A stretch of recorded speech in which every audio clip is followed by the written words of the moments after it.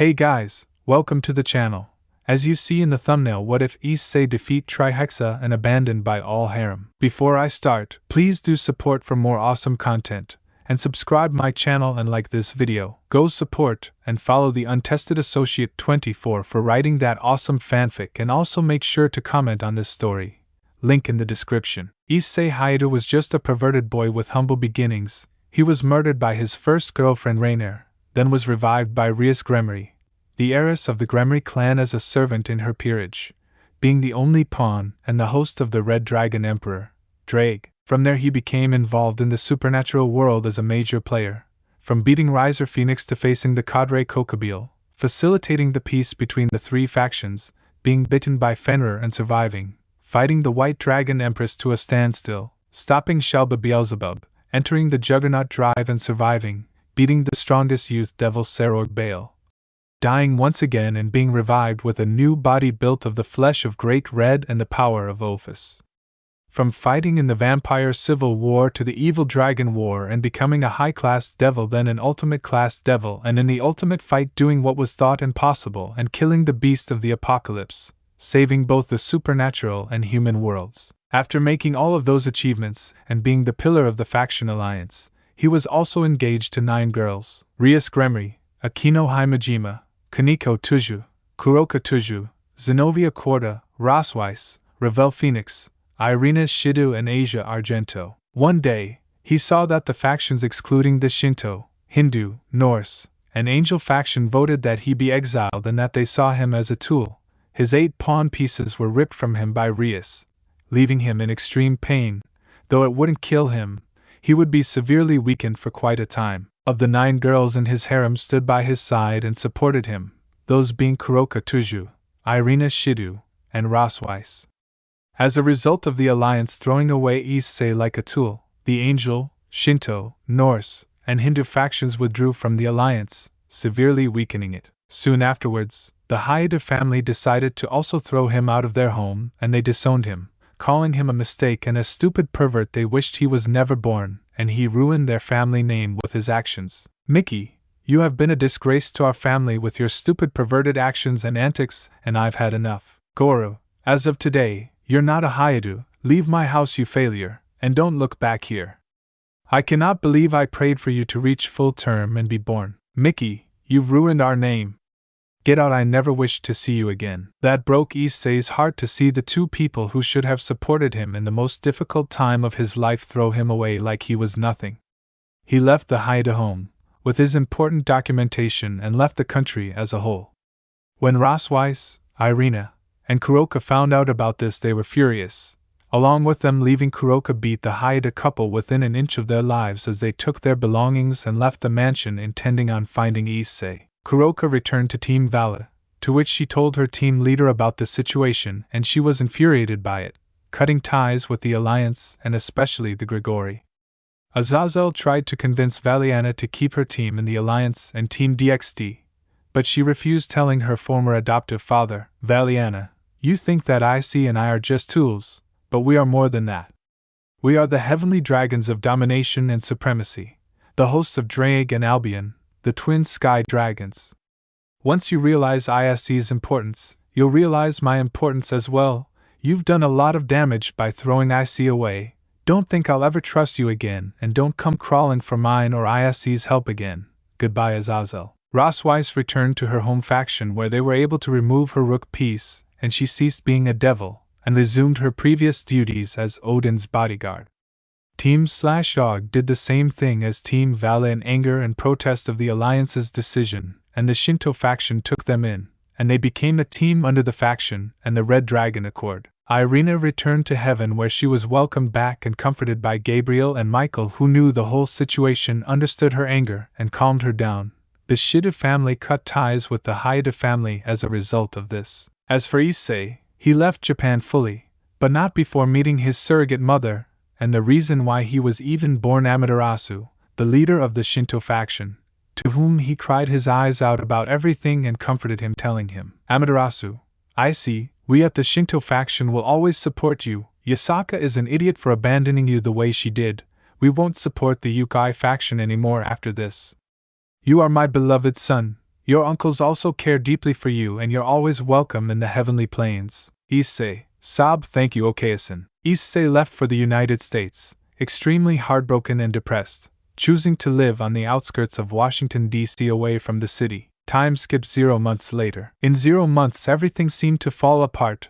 The faction alliance was being rocked by attacks from a Resurgent Cow's brigade, and the Grigori was hit by a massive attack from the brigade which cost the lives of many low and mid-class fallen angels and injured Betrayal, Shemhazai and Sahariel.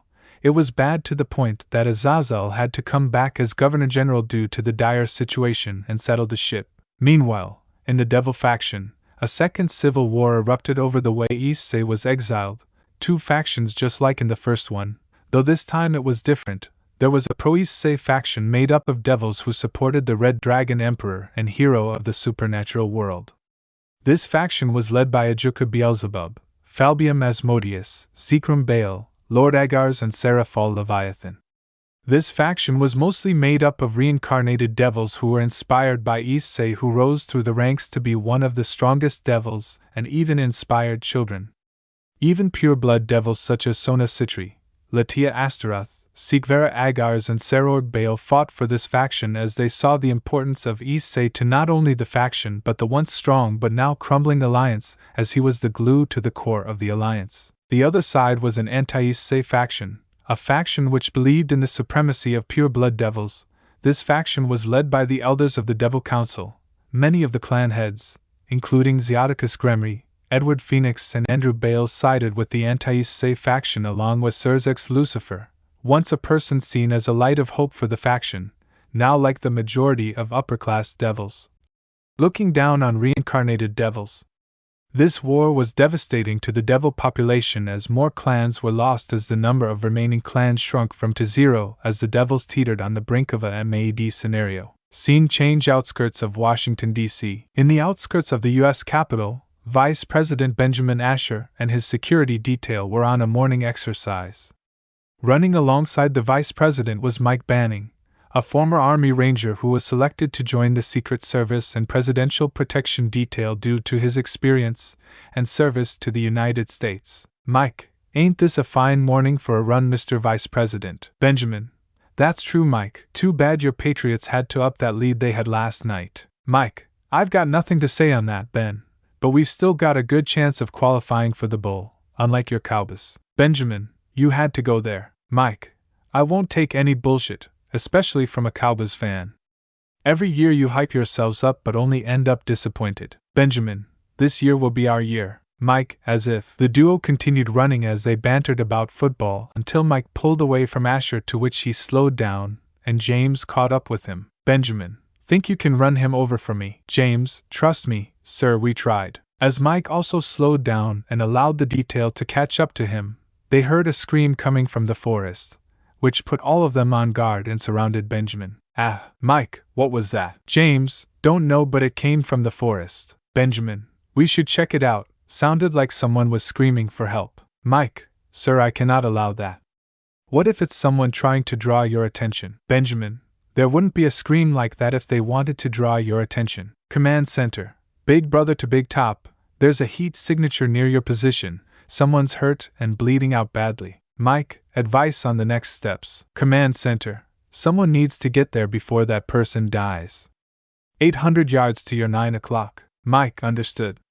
Well, Ben, you're getting your wish, everyone. Benjamin, let's go and see who is it. Benjamin, Mike, and the rest of his detail walked into the forest, and as they drew closer they a pale, brown-haired young boy lying by a tree with labored breaths. James, Secret Service, don't move. The detail began searching around for any threatening weapons. Mike and Benjamin went to see how the boy was doing. Benjamin, hey, are you alright? Huh. Mike, what's your name? My name's Issei. Issei passed out in the hands of Mike as both Ben and Mike looked at each other with one question. Mike, Ben, what's a kid doing out in the forest? As Issei was lying on the bed after the Secret Service brought him to the hospital upon finding him in the forest, it raised so many questions for Mike and Benjamin about why a child like him was doing in the forest, and how was it that he got that hurt. Since Mike knew that a trap somehow near fatally hurt Issei the way it did, something must have happened, either intentionally or accidentally. Benjamin, Mike, you think this kid's going to be okay? Benjamin Asher, 45th President of the United States. Mike, he'll pull through since they said that the injuries only punctured a lung, though they were close to hitting the heart. A doctor soon came to the Vice President and his Secret Service detail to inform them of Issei's condition. Doctor, so what we've seen is that this boy is awake, so you can talk to him if you wish. But I can only allow 5 people inside his room, and that's including you, Mr. Vice President. Benjamin, that's fine. Benjamin took Mike and 3 of their guys to the room where Issei was being treated, and they entered, where Issei was looking down, in a depressed mood. Benjamin, morning, my name is Benjamin Asher. I'm the Vice President of the United States. Nice meeting you, might I get your name? Issei looked up meekly at the Vice President and his security detail, as he had a bit of a look of fear on his face. Mike, hey buddy, I'm Mike Banning. We're not going to hurt you, we just want to know your circumstances and how come you managed to get caught in that trap. But we do need to get your name though. Issei nodded at Mike's words. As he began speaking, Issei, my name is Issei. Benjamin, no last name. Issei, no. Mike, what caused you to get hit by that trap, nearly fatally hurt you? Issei, I was hunting. Benjamin, hunting for what exactly? Issei, hunting for food is what I had been surviving on for the past 0 months or so since I arrived in the United States. Mike, guessing by your name, and look, you come from Japan. Am I correct in my assessment? Issei, yes. Mike, but tell me, why would you be hunting for food? You should be back home. Your parents would be worried about you. Issei, they wouldn't. Benjamin, why not? Issei, they said that they wouldn't care for a stain on their family and a mistake like me. So I was disowned as a result. Luckily I had enough funds to book it out of Japan, and I took the next available flight here. All the men looked shocked at the fact that Issei had been disowned by his parents. They saw that he was too young to be surviving in a world like this. Mike, why though, don't you have any friends who could help you or anything like that? Issei, I do, but I wish not to drag them into my mess. Mike, is there a reason why you were disowned? Issei, it's a long story, Mr. Banning, and Mr. Asher. I don't know if you'd have the time to listen to me or not considering your busy schedules. Benjamin, we have time right now, so you can tell us. Issei lightly chuckled to himself. Issei, they did always say the US had some of the best, but then my story is so crazy you might not find it believable. James, try us. We've seen all manner of bullshit. Issei, so have I, but what you've seen and what I've seen is way bigger on the grand scale of things. So strap in then. I'd ask that you all take a seat since my story is long, painful, might anger you, and will make you question this world. But first, tell me this. Do you believe in the supernatural world? Benjamin, no, why would we? Yes, we are religious, but then isn't that too far-fetched? Issei, well then that is important in the context of this story. So my story starts in the small town of Kuo, on the outskirts of Greater Tokyo, Japan. I was no one but a simple to-do pervert who was living his life with only one dream, becoming the harem king. It came from my grandfather.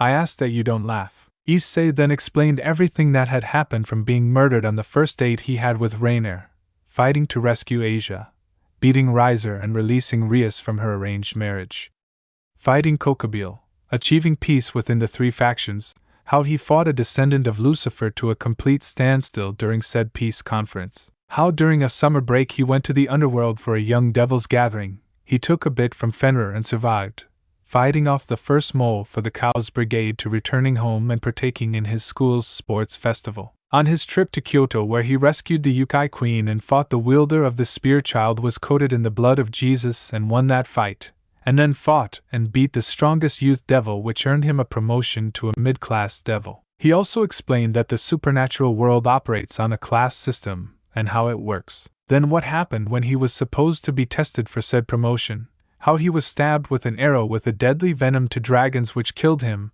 but he was able to survive thanks to the past wielders of his sacred gear sacrificing themselves to save him, how he came back to life built with the flesh of the dragon of dreams, how he participated and fought in the vampire civil war and evil dragon war up to Trihexa. Issei, tell me, gentlemen, do you know about the beast of the apocalypse? Mike, yeah, it's the beast that comes during the end times of the Bible, signifying the end of the world. It appears in the book of Revelations. Issei, well, that beast was unleashed, and it was the biggest threat and fight I've ever been in. It is rank number in the top 0 strongest entities along with my surrogate father Great Red, who is the dragon of the apocalypse. That beast was released by my rival's grandfather, Rise of him Lucifer, who wanted to destroy the whole world and remake it in his image. However, when he died, he tried using his soul as a last resort to control the beast. The damn thing ran rampant. We rebuilt the sealing spell to seal away the beast, so we fought again to bring it back to the former barrier field, and I started fighting as if my life depended on it, which was true. If I didn't, either of us would be standing here right now. The rest of the men in the Secret Service and the VP all laughed at Issei's attempt at a joke. Issei, so I did what was thought unthinkable and I killed the beast, saving everyone. Afterwards, everything went downhill for me. I found that the faction alliance, or most of it, was using me as a tool and nothing more than that to save their asses. I was discarded and thrown out by the alliance. I had what had become part of me, that being my pawn pieces, forcefully ripped away from me, leaving me in a lot of pain, to which afterwards my harem of 9 broke my heart 6 times over, as 6 of the girls ended their relationship with me, deeming me useless since there was nothing left to fight anymore, and threw me away. My parents threw me out and disowned me, and that was how I came here to the US. As Issei finished his story, the mood in the room turned poor, as most of the details, and Asher and Mike looked furious at the fact that Issei was disowned and thrown away like that. Issei, if you don't believe me, I can have my partner Drake show you my memories. Benjamin, who's Drake? Issei, Drake, he's my best friend and partner. We share the title of Red Dragon Emperor. He's the Welsh Dragon of Domination. Full name Drake Y. Gotch.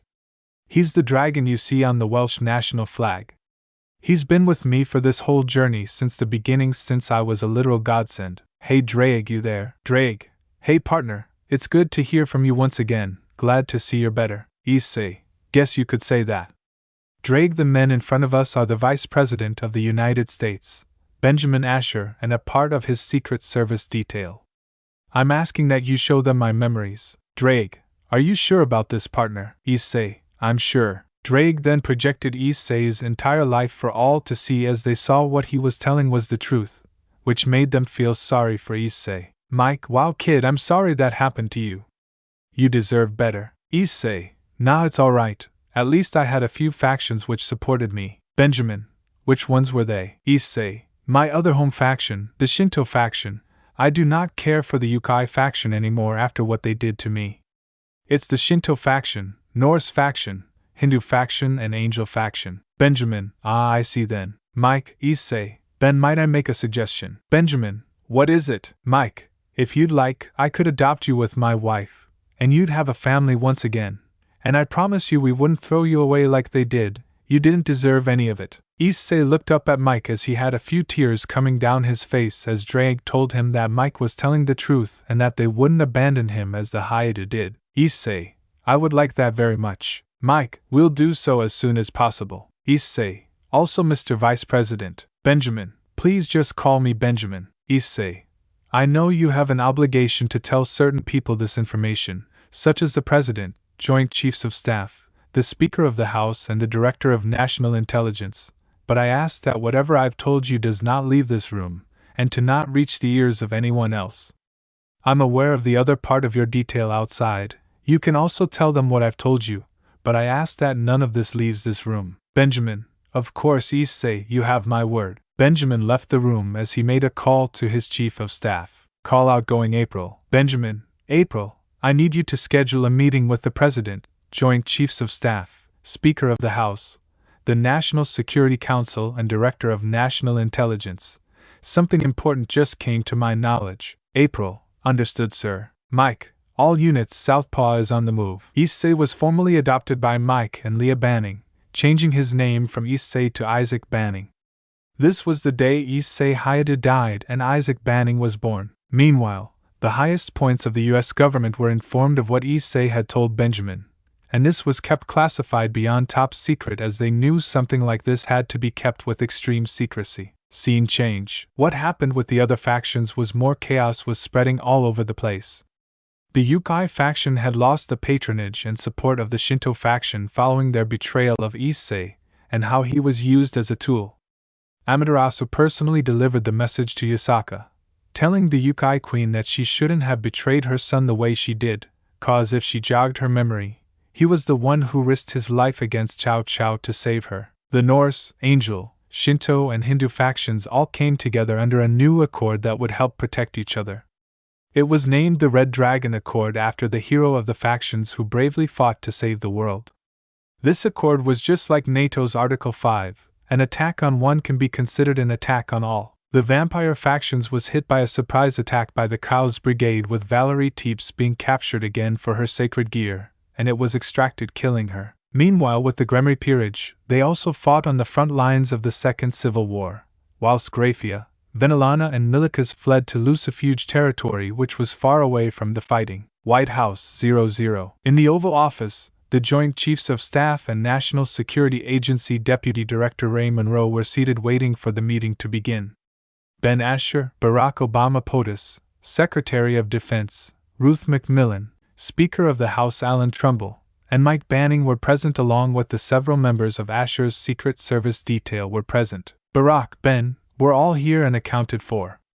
You said there is something you wished to inform us about. Benjamin, that's correct. Today, whilst on my morning run, my detail and I came across a boy no older than 8 who had some information, which changed everything we knew about this world and our beliefs. Alan, and how does it change it, Ben? Benjamin, well, essentially all of our beliefs, all pantheons, the gods that we're aware of in all religions and pantheons do exist, and the supernatural does exist. Ray, come on, Mr. Vice President, you'd have to come up with a better joke than that. Benjamin, unfortunately it's not a joke. They do all exist. This boy confirmed it to us. Alan, and who's the name of this boy? Ruth, and is it necessary for your detail to be present here as well as this can turn classified? Ruth McMillan, Secretary of Defense. Benjamin, they have to, as that boy told me in the detail whilst they were present. So the name of the boy is Issei. He doesn't have a last name because his family has disowned him for reasons which I'd like to keep private for now.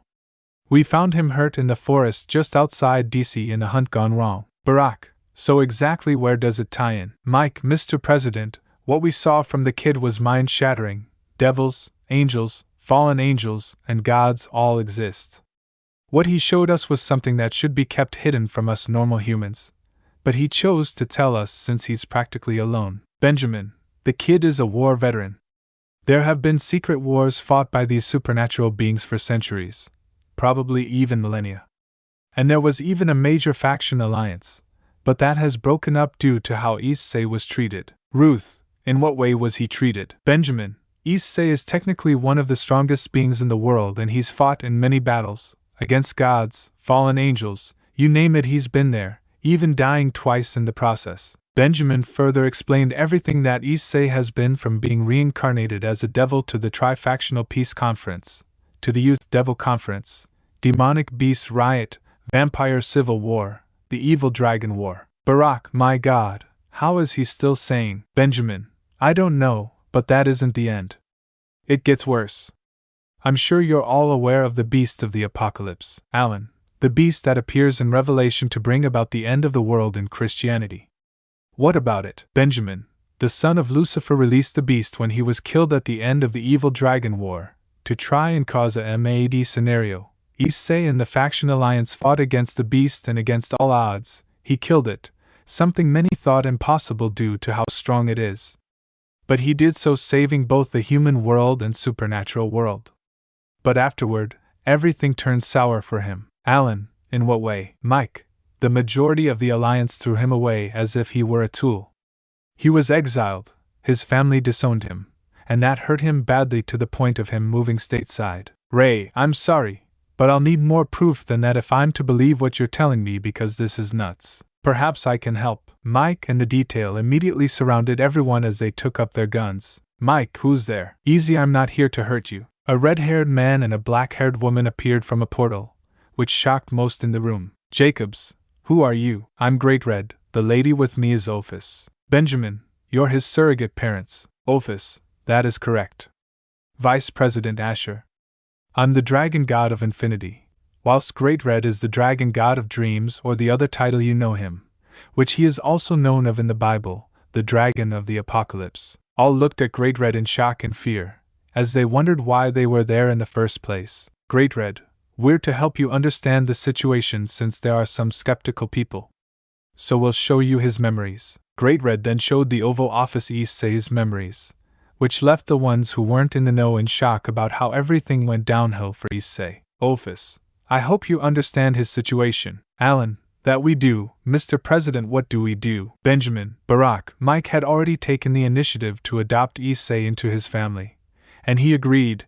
I hope everyone here agrees to that. Honig, we'll agree to that as the Joint Chiefs of Staff, but we should treat him not as a weapon but as a person. He's had his life uprooted already, but then he'd be a national security asset on the same level as the President. Admiral Joe Honig, Chairman of Joint Chiefs of Staff, Pre-0. Mike, I'll handle and train him as well. Once he's out of the hospital, Leah's already informed about adopting him. Anything else, I'll need your clearance to reveal to her unless Issei does it himself. Barack, that's alright. Mike, though he did say to change his name from Issei to Isaac Banning. All in the room nodded as Barack dismissed the meeting, while Benjamin remained with Barack as they continued their talk and assessment of the situation. Benjamin, Barack, you've still got something on your mind. Barack, my head is still spinning. He went through all of that, was treated as a tool, disowned, and he is still sane. Benjamin, he's still got support from the other factions such as the Shinto faction, which is his surrogate mother, and the reason he was even born. Amarasa leads the Hindu faction in India, the Norse faction and Angel faction, which is where some of his fiancées went. His childhood friend is a reincarnated angel, ranked ultimate class, one step below him when he was still a devil. Whilst the Valkyrie is to the Norse and the Nekisha along with her team, which includes his rival. Barack, the faction alliance will regret throwing away a gem like Isaac seriously. It's a good thing that we're informed of this. We can redirect some of our assets to protect ourselves against this.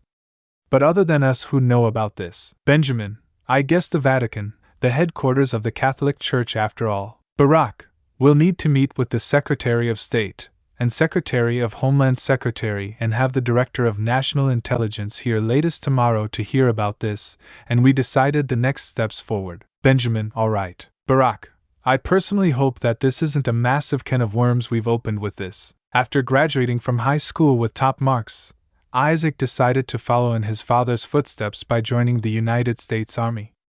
Isaac went through the 0-week Hell's Cape known as Army Boot Camp, though he got used to it because he'd been through worse odds and situations. After Army Boot Camp, he received additional training, especially from Army Rangers who fought alongside Mike. After the brutal training that Mike had given to his adopted son, he became extremely proficient with melee weapons, especially knives. Mike's training bore fruit when he took down more than 0 Taliban insurgents by only using a knife. He was also proven to be a great leader and tactician when he led his squad into ambushing an entire company of Taliban insurgents. He's also shown the ability to instantly adapt to rapidly evolving situations. A perfect example happened during his tour in Syria when he got ambushed by a combination of both Assad's loyalists and Wagner mercenaries in an active minefield. He created a smokescreen by detonating a few mines and skillfully weaving through them before quietly killing those who ambushed him. Due to his exploits, he was recommended to join Delta Force. Before he could accept, the White House was under attack by the North Korean terrorist organization called the Koreans for United Freedom, or KUF. He met up with his father and helped him deal with the terrorists. Due to the quick intervention of both father and son, President Benjamin Asher was rescued in only 8 hours, with the entirety of the KUF being killed swiftly and brutally by both father and son, carrying the president out of the destroyed White House in front of the watching world. A month after the KUF attack, Isaac was accepted into Delta Force after a brutal selection process. He received even more additional training, especially in the aspects of stealth, marksmanship, and demolitions. His sniper kills increased gradually, killing upwards of 8 targets per day. According to his records, he had more than 645 confirmed kills, with 87 of them being done with a sniper rifle. But his redacted records showed that he killed upwards of 500 insurgents, mercenaries, and terrorists. When he went with his father to London, he was originally going to visit Irina and her family in their home. Ross Weiss was also there visiting them, but the attack happened, which caused the visit to be postponed. Once again, the father-son duo protected President Asher from every terrorist present in London, despite the loss of close friends like former director of the Secret Service, Lynn Jacobs.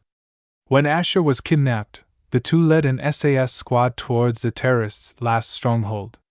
After that, they were helped out by the SAS and other British authorities present in the disaster, killing off a majority of the Barkawal terror attack, which was followed up by a drone strike on Sana'a, Yemen, which killed Ammar Barkawi himself. Then, when Isaac's father was framed for the attempted assassination of President Alan Trumbull, he, along with his grandfather, assisted Mike in clearing his name and killing the leader of Salient Global, Wade Jennings, who served with Mike in the Army Rangers, wanted Trumbull dead because of the slowing military-industrial complex due to the Trumbull administration's stance on waging wars on foreign soil when it wasn't necessary.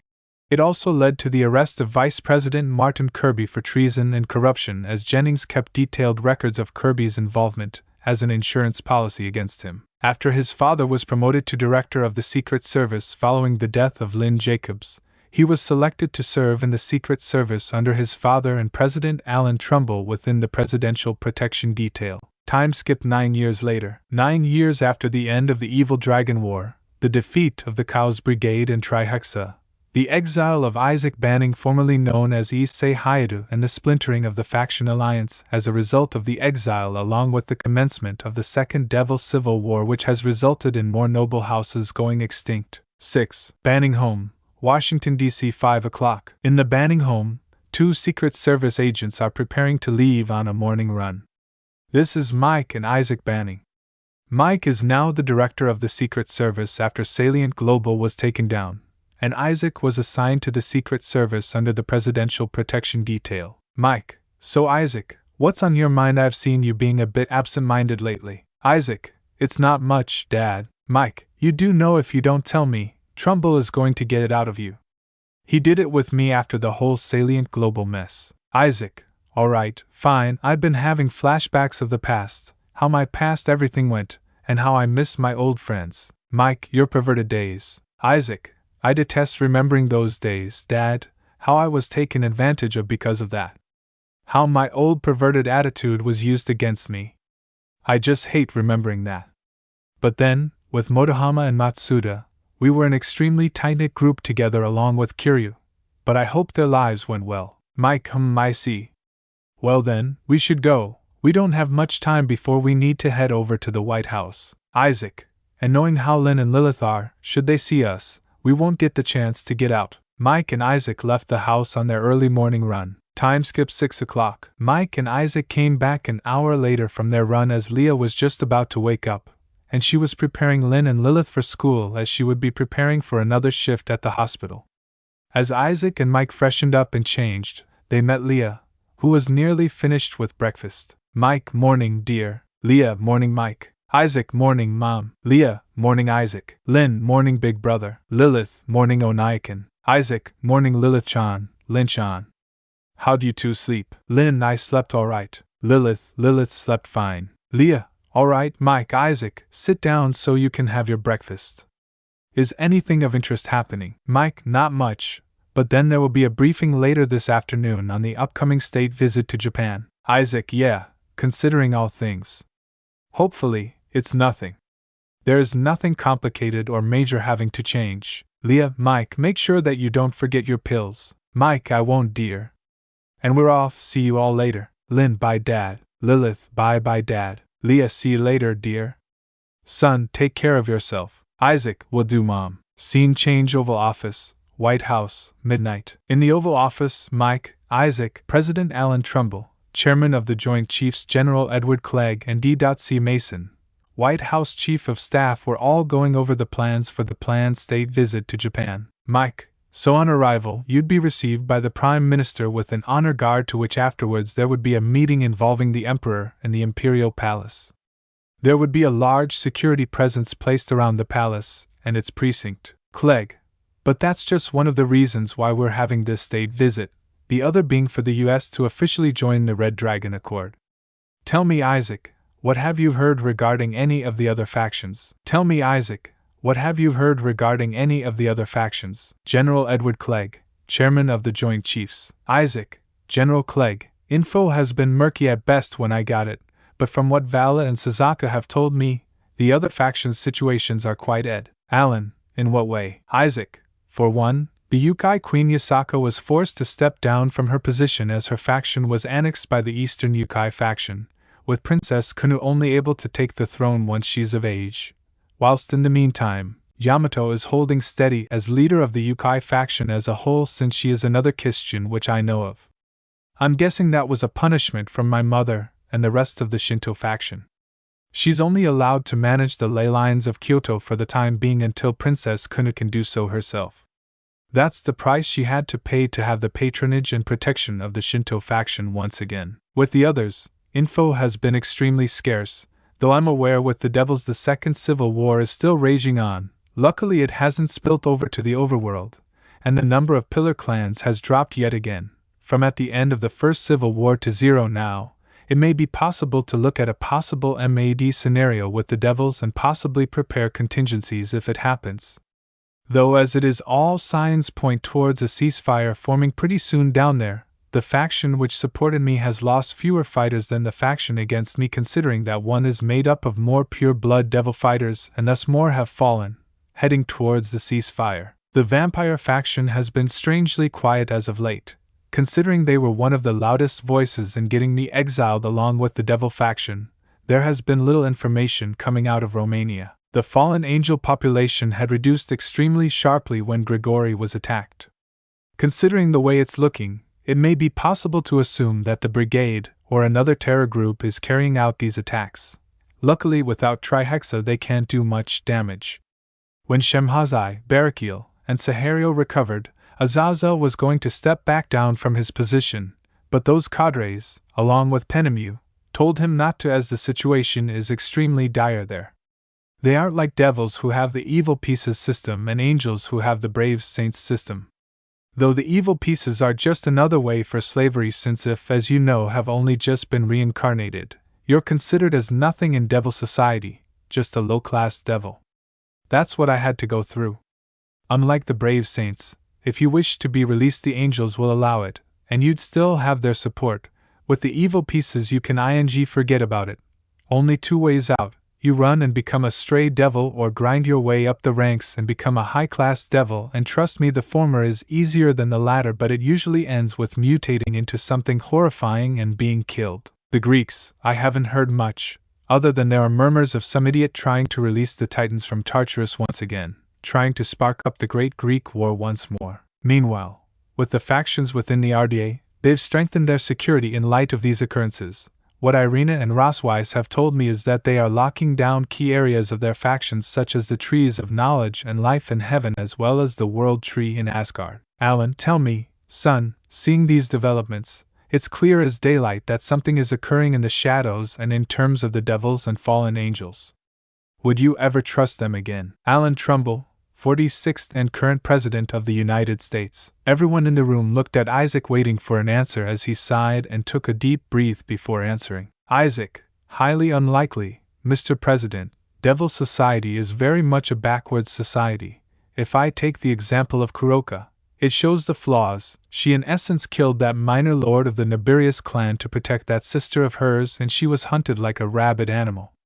And if I'm being honest, I should have been a high-class devil way sooner than after the evil Dragon War. Monroe, how so? Ray Monroe, National Security Agency, Deputy Director. Isaac, I told you about how during the Youth Devil Conference I, along with the Citri and Gremry peerages, fought Loki. I was the only one worthy outside of Thor of wielding Mjolnir, and I sealed him with it whilst Valiana, Arthur and Kuroka took Fenrir away, removing a massive obstacle there and one which nearly killed me.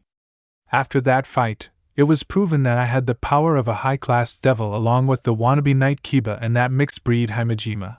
But the council, flexing their muscles and showing that they had higher power than their kings, slowed everything, and I only got my first promotion after beating Bale in that raiding game using my former Triana transformations. But I've already replaced that with my military transformations, so it's not really a massive deal. The rest of the room nodded at his reason for not trusting the other factions outside of the Red Dragon Accord. Alan, I can see his reasoning. Trust once broken isn't easy to rebuild. Mike, It took him time to address me and Leah as his parents. He still had deep trust issues back then. Isaac, yeah, that's true, though I do have a bad feeling about this trip. Monroe, how so? Isaac, I don't know, it's a nagging feeling in me.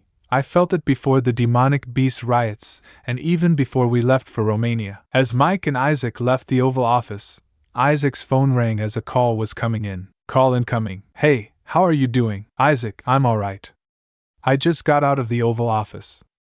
Is something the matter? I'm in town, and I was wondering if you're free for lunch. Isaac, yeah, I can meet up for lunch. I'll send you the location. Don't go being a stranger. Isaac, you're like that, Nachon. You're exhausting at times. Isaac, yeah, see you soon, Naomi. Naomi, you too, Isaac. Tell Dad I said hi. Isaac, will do. Call ended. Mike, Naomi? Isaac, yeah, she wants to meet up for lunch. Mike, alright, that's fine. You two do need your time to catch up. Isaac, yeah, she says hi. Mike smiled at that as they continued walking to debrief the security detail that would accompany Trumbull to Tokyo for the state visit. Scene change. Underworld. In the underworld, a different situation was unfolding. The ND Devil Civil War had been raging on for nearly a decade now, the same amount of time as Issei had been exiled and thrown out by the Alliance. The pro-Issei and anti-Issei factions had been locked in a stalemate with neither making any ground on the other. Others fled the fighting. Notable people who fled the fighting included Graphia Lucifuge, Milica's Lucifuge, Venelana Lucifuge, and Amanda Phoenix. The reason for Venelana taking on her daughter-in-law's last name is simple. She divorced Zeoticus Gremory when he, the Council, Rias and Surzex chose to decide to throw Issei out after Trihexa was killed by him, only seeing him as a tool to be used. This angered most of the people who were friends with him and supported him, including Venelana, who saw him as a son, Graphia, who saw him as a little brother, and Milikas, who looked up to Issei. Right now in the headquarters of the pro-Issei faction, Sona, Serorg, Sigvera, Latia, and Riser, yes, he's part of the pro-Issei faction, all are meeting with Serafal, Ajuka and Falbium about the next steps. As the room was a minute ago a source of noise and information being given, was now dead silent. Ajuka, alright, from what we're looking at here, the anti-RD faction has been cornered badly. Since they are unfortunately made up of majorly pillar soldiers who have not bothered to train themselves at all, we've been able to push them far. Serafal, the only reason why they're still in this is due to Surzex and Andrew Bale. Due to their ability to use the power of destruction, so we need T. At that point, as Serafal was explaining their next plan of attack, Ajuka's queen, Enterprise, entered the room with important news. Enterprise, Lady Leviathan, Lord Beelzebub, Lord Asmodeus, I have important news to relay. Ajuka, what is it, Enterprise? Enterprise, our informants within the anti-RD faction have reported that they have been attacked by unknown assailants, and it wasn't one of ours. Falbium, casualties. Enterprise, half the Devil Council is dead, and that includes Zeoticus Gremory, Andrew Bale, and Edward Phoenix. The room looked on in shock at what they were hearing. Ajuka, anything more? As they were talking, Yamato, Queen of Serafal, appeared out of a blue Leviathan circle, battered and bruised, stunning all. As they were talking, Yamato, Queen of Serafal, appeared out of a blue Leviathan circle, battered and bruised, stunning all. Think of her as extremely battered and bruised. Serafal, Yamato, what happened to you? Yamato, Lucifuge territory. Attacked. Graphia Milikas, Venelana, Amanda Claire. All taken. I got ambushed. Serafal, Yamato, breathe, everything will be alright. Kankali, found. This note, chaos will reign. Yamato passed out from her injuries as she was taken to an infirmary. Falbium, Ajuka, I have a photo from the other side, the same note was left there. Ajuka, what does this mean though? First, it was the Grigori, then the vampires, the Greeks, and now us. What do all these attacks have in common? I know it couldn't have been the Red Dragon Accord. They wouldn't do this at all, as they didn't want anything to do with us, regretfully so. Sona, could it be that the Cow's Brigade has returned? All pondered the possibility of it being the Brigade. Serorg, but then the Brigade was beaten when Trihexa was killed by Hyadu. How could they come back? Sigvera, we need to remember that most of the Brigade was beaten, and Euclid and Walburga were arrested. Sona, but Grigori was attacked, meaning that Walburga could have been freed. Falbium, what about our prisons? Is there any word about it? Ajuka, seems like there is. Euclid is gone. And the Holy Grail was extracted from Valerie Teeps, which killed her. Sona, they could use it to revive old brigade leaders such as Kateria, Shelba, Crucery, and even Resurgent. Soldier, Lord Beelzebub, a message from Governor Azazel. Ajuka, what is it? Soldier, Kokabil has been broken out of Cocytus by an unknown assailant. Ajuka, alright, thank you. Sona, Lord Beelzebub, what do we do? Ajuka, the Alliance needs to be informed of these developments. And we have to come together as the Devil Race once again, not as two warring factions. Serorg, I've got a message. It seems Surzex wants a ceasefire between us. Ajuka, Scene change. Old Ebit Grill, for a clock. Isaac enters the restaurant and sees a 0-year-old woman waving at him and calling him over. This is Naomi Banning, formerly Naomi Haidu, his older sister, an adopted daughter of Leah and Mike Banning and eldest of the 4 Banning children. Isaac, hi Wunchin, how are you? Naomi, I've been alright, what about you? Isaac, I'm good. Naomi, aren't you going to hug your big sister? Naomi pouted at Isaac for not hugging her, which made him sweat drop. Isaac, I'm a Secret Service agent Nachon, sometimes I don't do hugs. Naomi, Mao, you're a meanie. Isaac. She pouted more and puffed her cheeks, as he scratched his cheek more, laughing nervously. Isaac, alright, fine, you win. Naomi, good. Naomi gave Isaac a big hug as she made a few bones pop in his body. Isaac, Nachon. Can't breathe. Naomi, sorry, let's sit down. Naomi and Isaac sat down as they made their orders, and after they did, they began talking. Isaac, aren't you supposed to be deploying to Haikuri AFB soon? Naomi, yeah, but then has been a delay, so we leave in 2 days now. Isaac, alright then. Naomi, but then how are you feeling?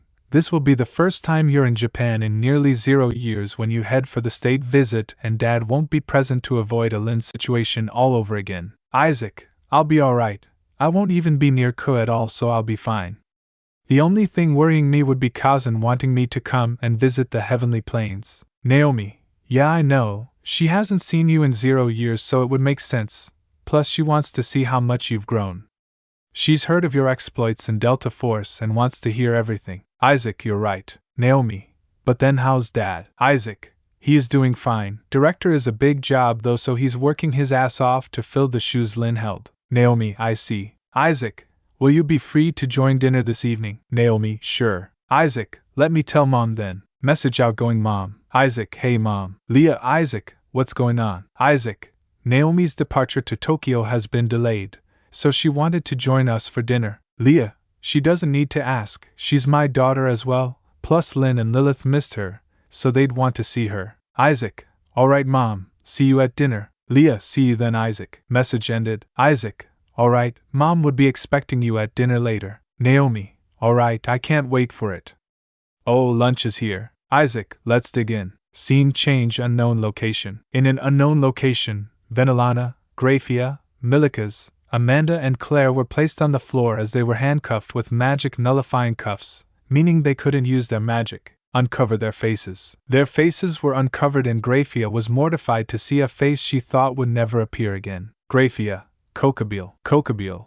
Yes, it's nice seeing you again, Queen of Lucifer, or should I say not, since you had your piece removed.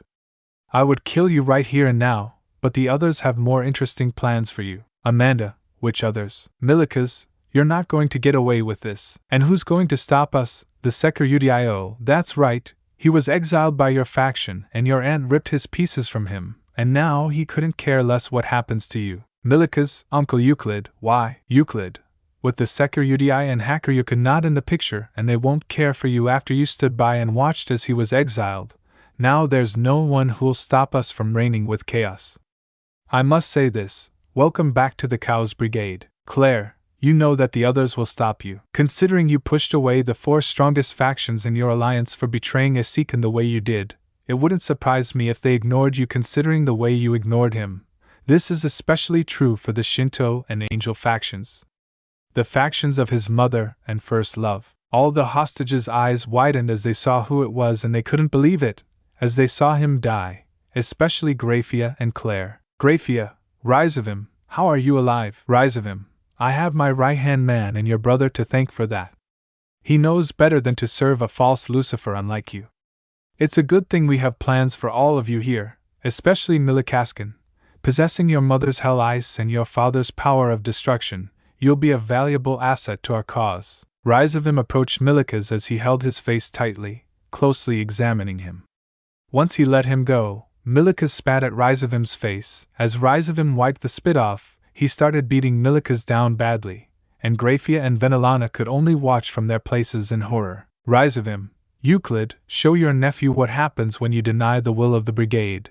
That'll teach him something about not listening to his elders. Euclid, of course, Resurgent-sama. Euclid began beating down Milikas in his own right, horrifying the hostages as they saw him do something so heinous to his nephew. Resurgent, Kokabil, Shalba, Kateria, Krusri, we should advance our preparations to attack the human world. Kateria, where do we start? Shalba, it should be obvious, Kateria, the largest populated human city in the world. Resurgent, correct, Tokyo, Japan, prepare our troops, it's time to announce ourselves and make our return.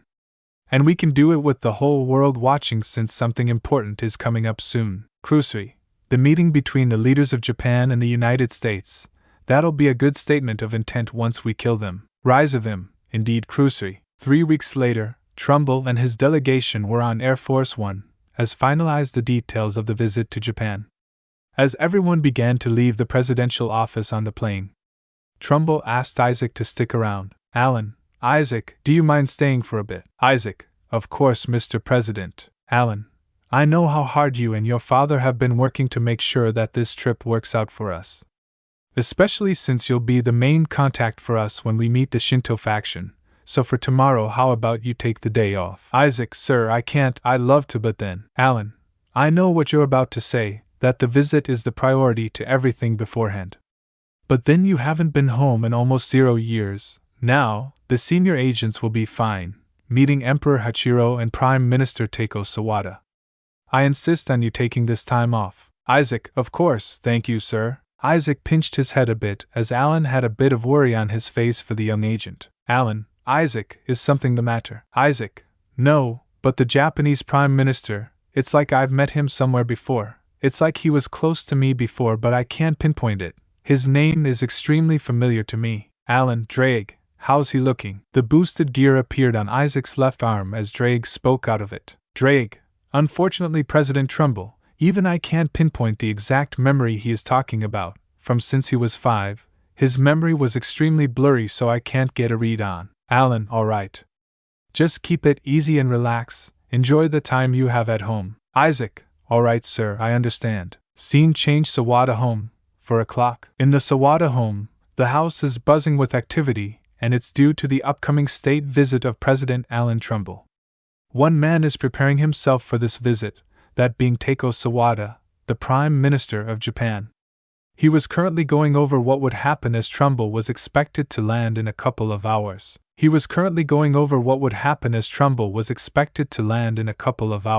Prime Minister of Japan Teiko Sawada, aide. So, when the President arrives, you'll receive him at Atsugi AFB, a rendition of the national anthem, to which afterwards you'll have dinner together, and some bilateral talks. The next day, you'll meet the Emperor with the President at the Imperial Palace, and have an audience with His Majesty and meet with him as well as the leaders of the country. From there you'll travel to Hiroshima, where President Trumbull will pay his respects to the victims of the dual nuclear bombings in World War II, and he'll give a few words. Then you'll show him around and have a few words with the people of the city. Teiko, I see then, it's a full schedule for the next 3 days, correct? Aide, yes, that is correct, sir. Teiko, alright, thank you. The aide left Teiko's office as he sighed, seeing the busy schedule, as he then made a call to a member of his family. Call outgoing. Hi Dad, how are you? Teiko, I'm doing alright. Ain, how is everything going there at Hyakuri AFB? Ain, it's a buzz of activity. The U.S. Air Force, Marine Corps and Navy 7th Fleet have been arriving for the joint drills here. Teiko,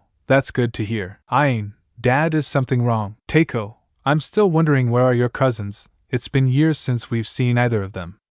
I still wonder why Mickey and Gora cut contact with us.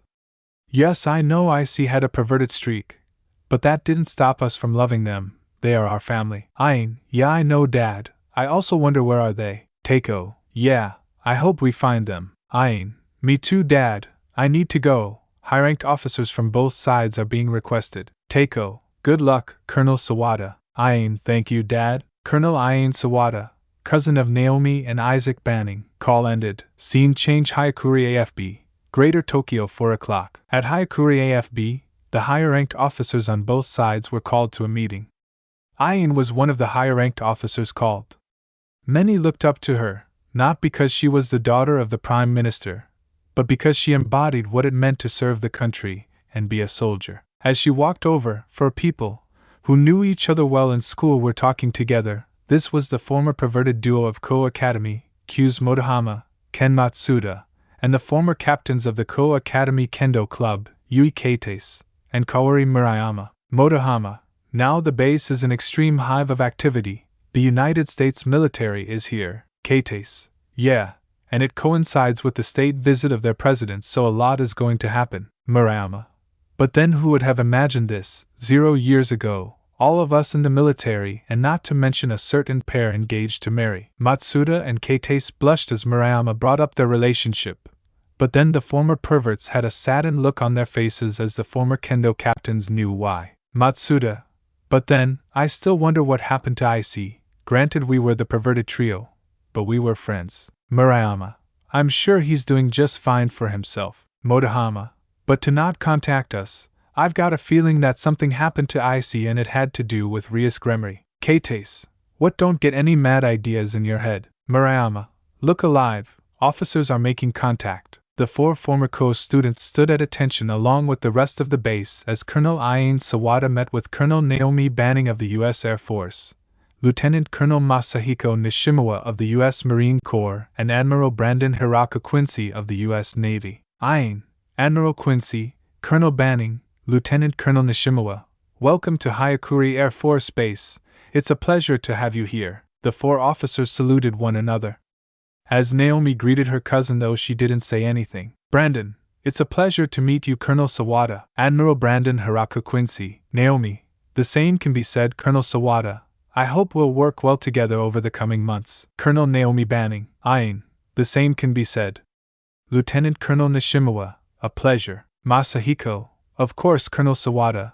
It's nice meeting you. Lieutenant Colonel Masahiko Nishimawa. Ian, I suppose we can head to my office to discuss the details of what we will do here. Naomi, of course. Ian, at ease and dismissed. The trio of officers left, heading to Ian's office to discuss more details about what would entail the joint drill exercises between the two militaries.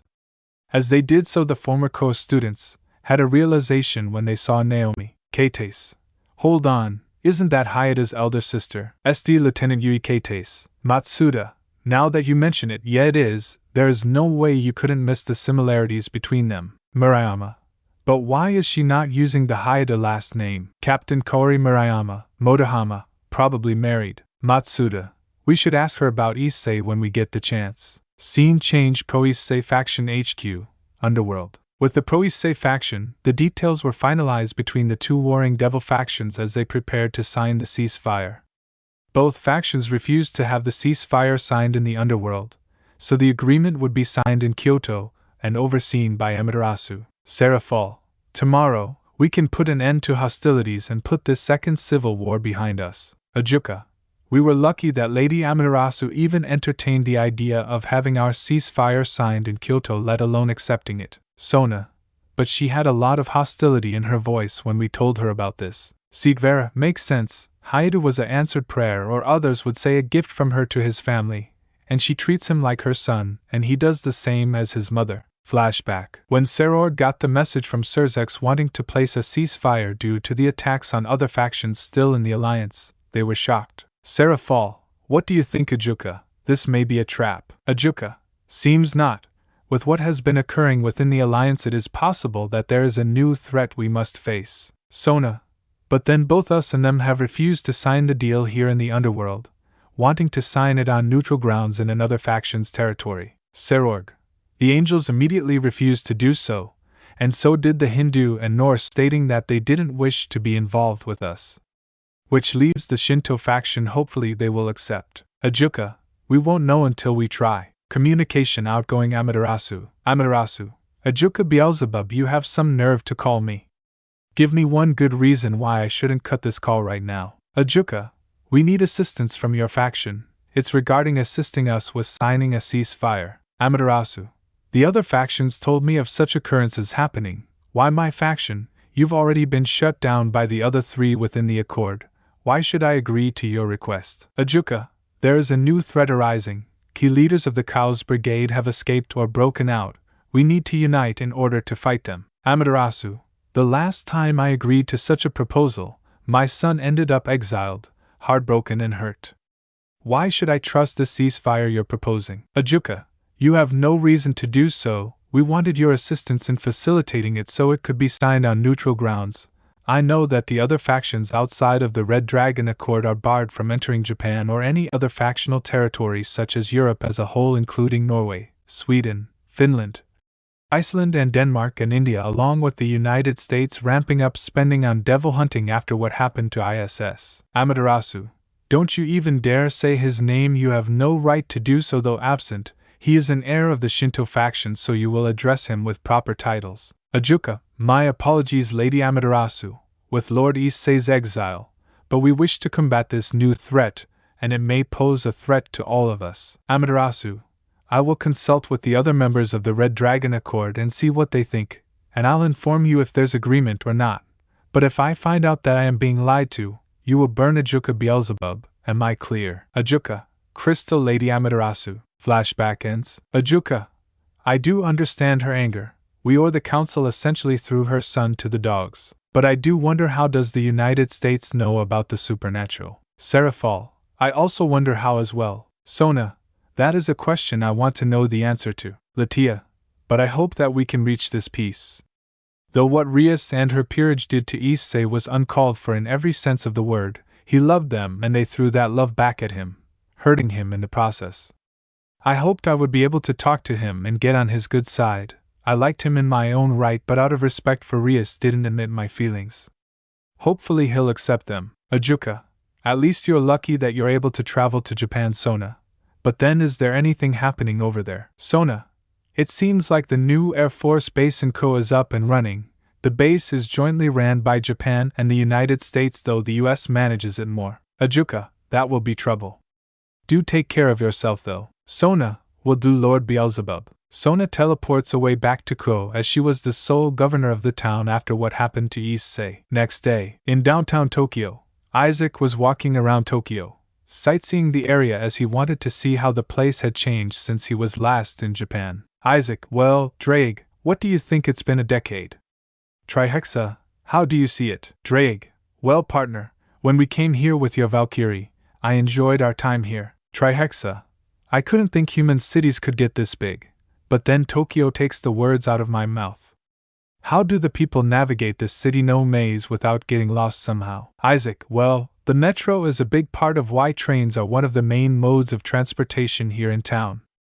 Ah, I'm starving. I could go for some ramen. Drake, well, there's a ramen shop nearby. You can go for that. Isaac, oh, there it is. Let me call Irina. I miss talking to her. Scene change. Imperial Palace. In the Imperial Palace, President Trumbull and Prime Minister Sawada were meeting with Emperor Hachiro as they were discussing matters of importance.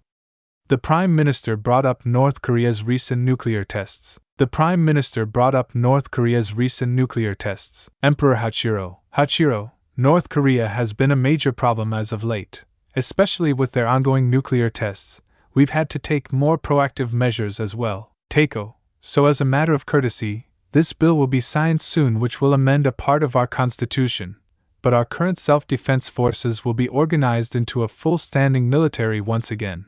As you know, we cannot always rely on the U.S. Armed Forces for protection, as it would be inefficient. Alan, no, I understand what you are implying. Emperor Hachiro, Prime Minister Sawada. Ever since the White House attack 7 years ago, we've had to increase our internal security to avoid such an incident from happening again. Granted, we had Mike and Isaac Banning, who rescued then President Asher. But it can't be always the case. It shows a leak within our security. Isaac, so he gave me the day off so I could enjoy the feeling of being home. Call ongoing. Irina, well, I am happy that you're quite happy with that, though I wish you hadn't called me whilst eating ramen. Irina pouted as she was watching Isaac eating ramen. Isaac, what's wrong? Irina, that just makes me hungry now, and I'm in Rome, not London, so I'd have to wait to get home and eat Mom's ramen. Isaac, ouch, But then, since you're in Rome, the pizza. 7. Irina, bwahahaha, shut up. That was the worst Italian accent I've ever heard. Isaac, at least I tried.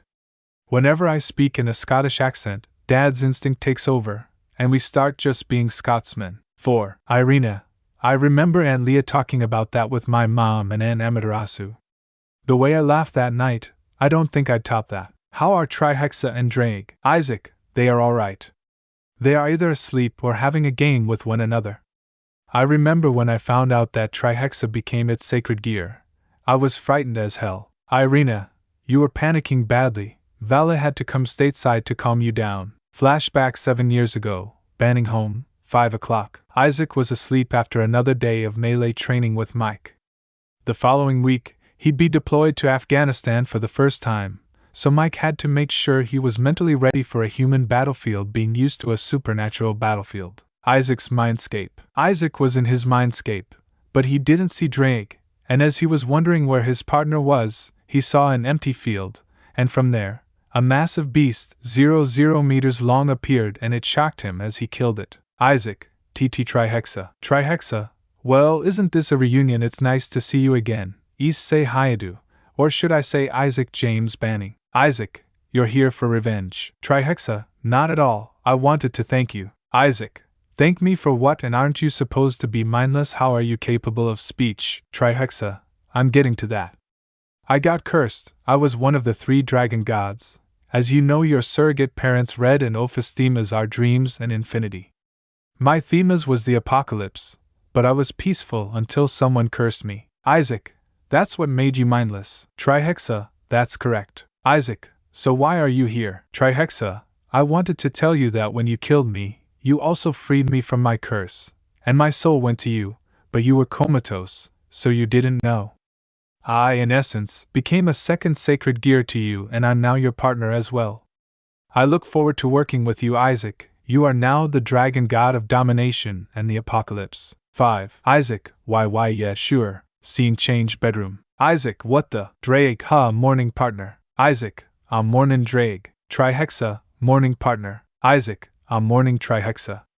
Trihexa, you mean I'm your host now? Trihexa, yup. Drake, TR Trihexa faints in the gear. Isaac, I need a coffee. Isaac went to the kitchen to make his coffee. Mike heard him moving and went to see what his son was doing. Isaac, how in the hell do I explain this now? Mike, explain what? Isaac, Dad, let me make this cup of coffee and I'll tell you.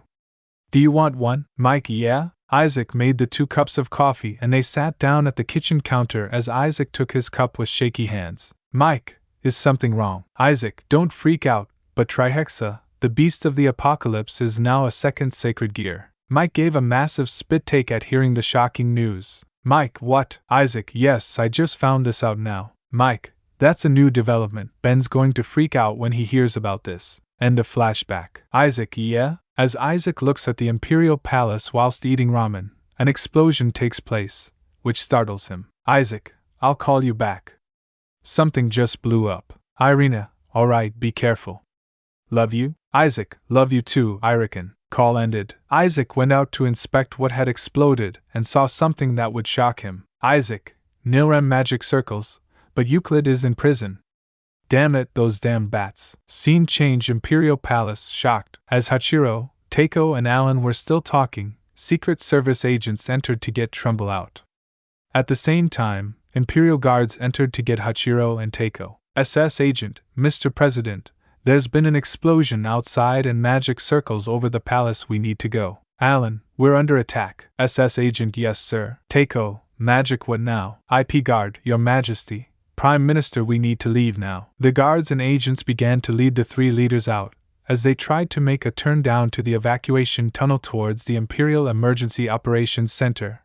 A Leviathan and Asmodeus magic circle appeared and out came Kateria and Crusoe. Kateria, hello humans, you're coming with us. Kill the agents and guards but get those 3 in the center. The agents made another turn as others shot at the strays coming at them. A Beelzebub circle soon appeared and Shalba and Kokabeel blocked another way as the warmongering cadre fired several light spears killing several of the guards and agents, but then Hachiro fired a lightning bolt, killing some of the strays as Kokabeel and Shalba put up shields to protect themselves. Shalba, Kokabeel, Shalba, the descendant of Susanoo, I guess this attack was worthwhile after all. Kokabeel, watch them run when there is no escape when they catch up with Euclid, Resurgent and Walburga. Trumbull and Takeo were shocked as Hachiro fired the lightning. Hachiro, you're not surprised by this, President Trumbull. Alan, only that it came from you, Emperor Hachiro. Hachiro, I'll explain later. As they kept running, they went to a third hallway and only found a dead end when they saw Resurgent, Euclid, and Walburga in the way. Resurgent, sorry, no escape for you. Kill them, Euclid and Walburga killed the remaining agents and guardsmen as they took Hachiro, Takeo, and Alan. Walburga, where should we take them, Lord Resurgent, the Imperial Emergency Operations Center. We'll keep them there with our other guests. Scene change. Kyoto, 45. In Kyoto, Amaterasu was watching over an extremely delicate process with Kuroka and Suzaku, the ceasefire between the pro-Issei faction and anti-Issei faction. The two had been at war for almost a decade and only forged a peace treaty. The two sides at odds had a super devil each. On one side it was the pro-Issei faction led by Ajuka Beelzebub, and with him were Ceasefire Agars, Latia Astaroth, Riser Phoenix, and Serord Baal. On the other end, it's Serzex Lucifer along with the peerage of Rias Gremry. Amaterasu, now according to the terms of this treaty, there will be no fighting between the two sides and no provocation. Anything of the sort will result in the treaty being nullified. Is that agreeable? Ajuka, yes, it is, Lady Amaterasu. Serzex, of course. Amaterasu sneered at the answer Serzex gave and clicked her tongue as she still hated the redhead devil for what he did to Isaac. Amaterasu, Kuroka, Suzaku, the agreements. Suzaku, Kuroka, KS, of course, my lady. Akino and Kaneko looked at Suzaku and Kuroka, who didn't even give them a glance, which made them look at the floor in shame. Both leaders signed the agreement, and Amaterasu signed as well, with Kuroka and Suzaku as witnesses. Amaterasu, the deal has been agreed upon. Lady Amaterasu, we have news. Just as the agreement was made, in came Kunu, now 8 years old, with Magari, as they were in a panic. But when she saw the devils she was furious. Kunu, 8 years old, but she's wearing a traditional yukata. Kunu, what are they doing here? Kuroka, Kunu, calm down. Kunu, no, why are these snakes here? After what they did to my Aniissima, they have the nerve to show their faces here in Kyoto. The Gremry peerage flinched at remembering what they did to Isaac. Amaterasu, Kunu, calm yourself. Kunu, yes, mother, my apologies. Magari, our apologies, but we have news from Lord Isaac in Tokyo. It's urgent. Amaterasu, what is it? Kunu, it reads, Mother, we're under attack. Nirem magic circles have appeared above the Imperial Palace. Send help immediately, and I'll intercept. Please contact Hyakuri AFB. Fujiyama has fallen. Lost contact with Trumbull. All the eyes in the room widened as they heard the news from the Fox Yukai princess. Rias, who's Isaac? Kuroka, Isaac's my fiancé, the man you all threw away, calling him useless and a tool. The Gremry group looked shocked at Kuroka's answer as she continued to elaborate. Kuroka, yes, formerly known as Issei Haidu. Ring a bell, bitches. Ceasefire, and it's true, the Cow's brigade has returned and has made their move. Suzaku, why Tokyo though? Kuroka, the state visit. Serzex, what do you mean? Kunu, wouldn't you want to know? Kuroka, Kunu, Lady Amaterasu, Emperor Hachiro, Prime Minister Takeo Sawada, and U.S. President Alan Trumbull were meeting during the time the attack started. Amaterasu, meaning they are going bigger this time around. Kuroka, make contact with Susanoo immediately. Scene change. Hyakuri AFB 40. At Hyakuri Air Force Base, Keitase, Murayama, Matsuda, and Motohama all were waiting outside Naomi's office as they all wanted to know the same thing. What happened to Issei? As an officer left the office, Naomi called them in, and she was shocked at who she was seeing as they saluted her, as she told them to be at ease. Naomi, well, what is this now? It's good to see you all once again. Keitase, same can be said, Colonel Banning. Naomi, have a seat. What can I do for you? Naomi knew why they came, to ask about her younger brother. Matsuda, well, ma'am, we do have a question for you. Naomi, what can it be? Motohama, we wanted to know what happened to Issei. He just left one day without any message or wa. AMS, a terror attack has taken place in Japan. Residents of the following areas must take cover and shelter in place.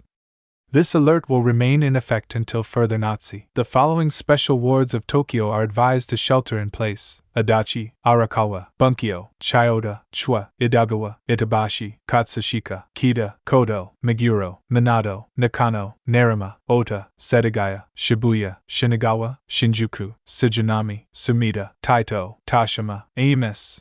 Warning: emergency alert, you must take cover to protect your life. Warning: emergency alert, you must take cover to protect your life. Amos. A terror attack has taken place in Japan. Residents of the following areas must take cover and shelter in place. This alert will be in effect until further notice. Imperial Emergency Operations Center, 45. Hachiro, Teiko and Trumbull were brought to the Emergency Operations Center underneath the palace as the brigade was exterminating anyone in their way within the palace. As they were handcuffed, Hachiro had magic nullifying cuffs on. Rise of him. Now Emperor, don't move a muscle. The show is about to begin. But how about I introduce you to our other guests? They removed the bags off the Lucifuge and Phoenix family members as they looked on in horror as Rise of him dragged humans into their conflict. Grafia. Rise of him, what have you done? Rise of him. I think it's time the world knows the whole truth, don't you think? Including what happened to Issei Hayadu. Teiko's eyes widened as they mentioned Issei, and he started to kick and scream. Teiko, what the hell did you do to my nephew? Answer me, what did you do to him? Shalba punched Teiko in disgust as he spat on him.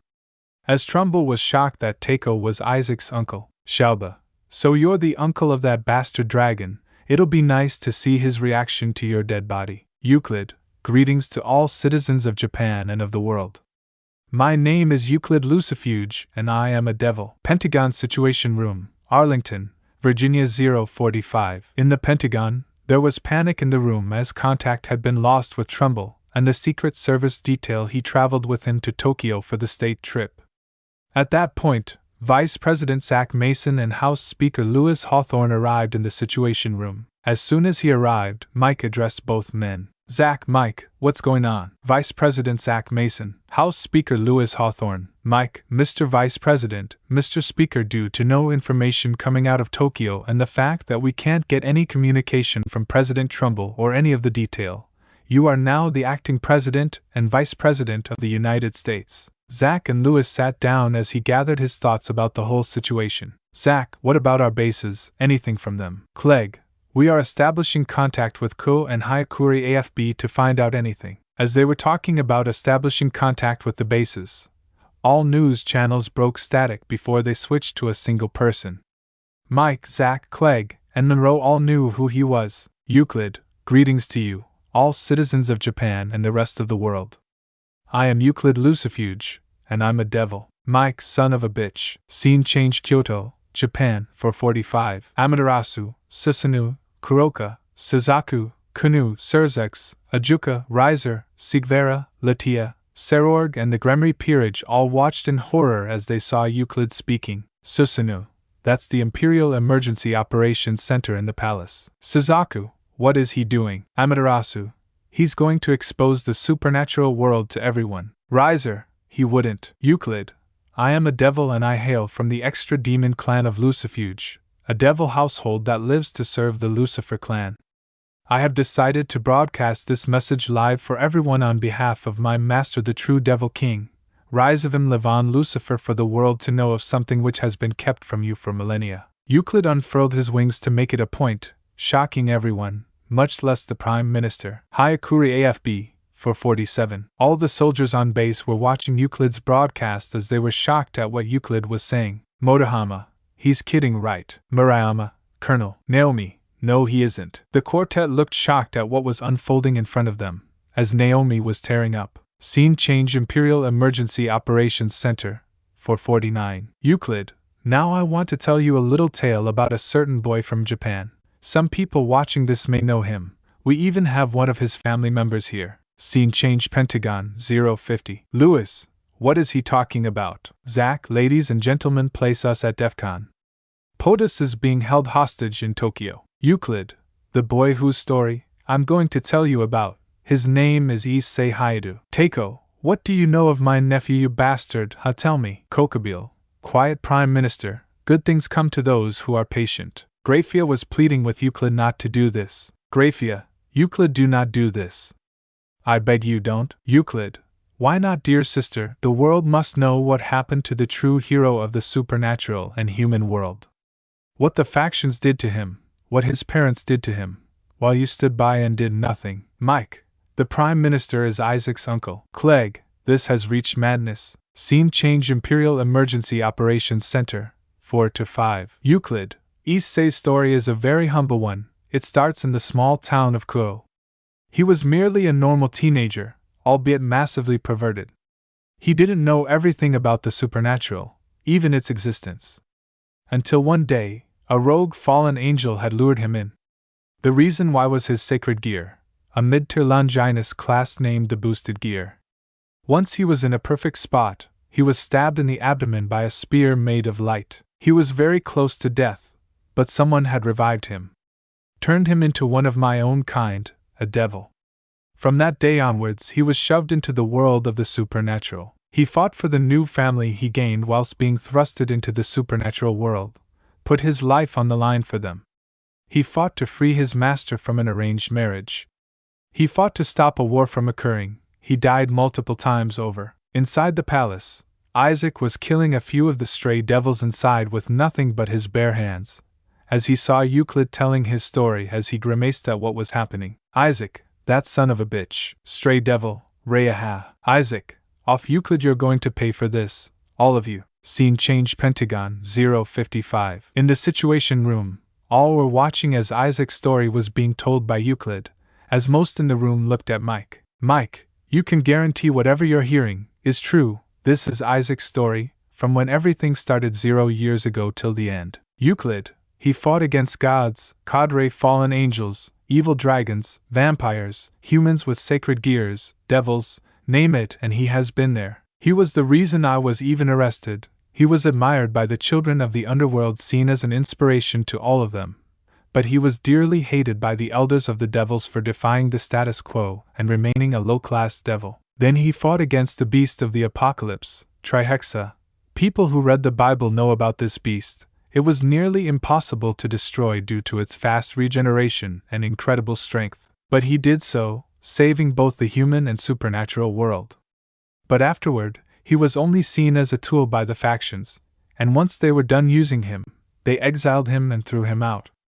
Only 4 factions did not see him this way, that being the Shinto faction, which has been protecting Japan for millennia. Your emperor, Hachiro, is the son of your god of storms, Susanoo. Meanwhile, Issei was an answered prayer to your religion's leader Amaterasu, which makes him the son of your goddess of the sun. The angel faction, the faction known well in Christianity, the faction of which his first love belongs to, which she reports to Michael. The Hindu faction of India, which he especially gained the respect of Shiva, Brahma, Vishnu, and Indra and is highly respected by him. And the Norse faction, which he was highly respected by the All-Father Odin, Baldur, Thor, and the rest of that faction. In cities across the world, people were slack-jawed to hear how their religions were real and existed, but were more shocked to hear Issei's story from Euclid. But as you know, all good things come to an end. Despite him rescuing his parents, they decided to abandon and disown him as well after killing the beast. That day I watched as the factions and his parents showed their true face, as they threw away a gem, and now he is nowhere to be found. He's been missing ever since that day. The Lucifuges and Phoenixes looked down as Euclid finished his story and he turned the camera towards them. Teiko was furious at what happened to Issei, as Hachiro had a scowl on his face knowing what had happened to his cousin. Trumbull glared at the leaders of the Cow's brigade. Euclid, now if you want to deny the story, now is your chance to tell Issei's uncle, the Prime Minister, what your son, looking at Venelana, what your husbands, Venelana, Graphia and Amanda, what your brother, Venelana, what your fathers, Milikas and Claire, what your daughters did to him, Venelana and Amanda. As you can see, Prime Minister, they have no answer for what their families did. Now for the reason why we are here.